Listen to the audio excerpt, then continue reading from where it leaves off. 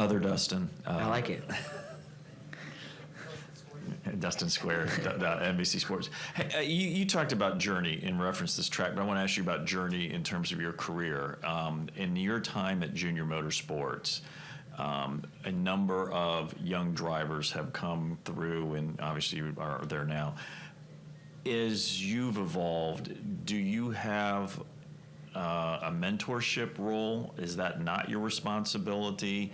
Or is that something that you take, and do these guys listen? I did ask Tyler Reddick. I said, what impact? And he says, well, I think Justin tried to help me in 2018, but I wasn't at a point where I was ready to listen. Yeah. I would say that I don't know that it's my role. I don't know that Dale Jr. or Kelly or LW or anybody at our shop expects me to do that, right? That's not an ask that is given. For me, when I came into the sport, right, when I started at Penske Racing, I actually felt like I had really good mentorship, right? I had great people within the walls, right?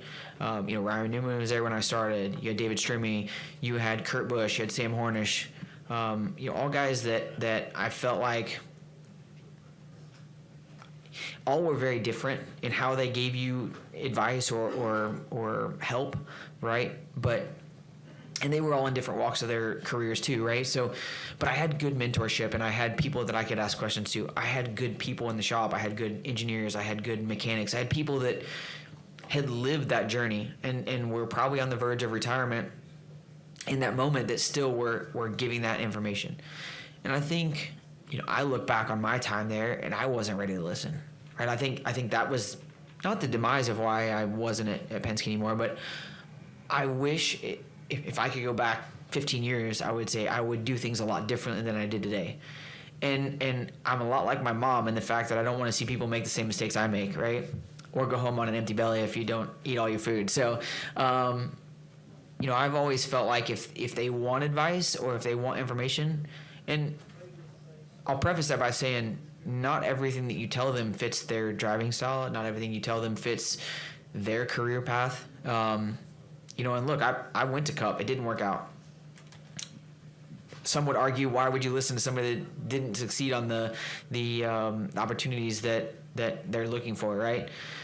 But I do feel like I've made a lot of mistakes. I've had a lot of good things happen in my career, and I've done a lot, been to a lot of places. I've raced in other countries, all kinds of fun stuff, right? So if my little bit of experience can help somebody be better, I would be crazy not to give them that help, right? And they can do with it however they want to. And I do feel like I've been lucky enough now to have a couple of teammates move on and come back and say, I finally got what you were trying to tell me when we were teammates, and it makes total sense, and I'm really appreciative. I wish I would have listened a little more back then.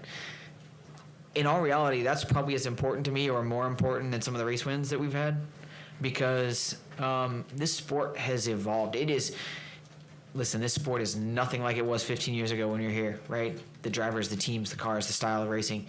And so, it's cool because I've been a part of that evolution and hopefully made it better in a lot of ways, probably made it worse in a few ways, but I just feel like me being me and me, listen, I was put on this earth with an opportunity to go do something that I love to do, and I was blessed to be able to do it for a long time. And if somebody takes some of that advice and it makes their life better, it was totally worth it. Can you say who those drivers were that came back and said, I wish I would, it made sense now, the advice? I'll probably leave that one alone, but I've even had guys, this is funny, I had a driver that's a Cup driver now that is very successful, that I remember his rookie year, and I remember just grabbing a hold of him by the neck and being like, listen, you got to figure this out. And it was not well received, right? And it wasn't in malicious whenever I did it, right? I didn't deliver it maliciously.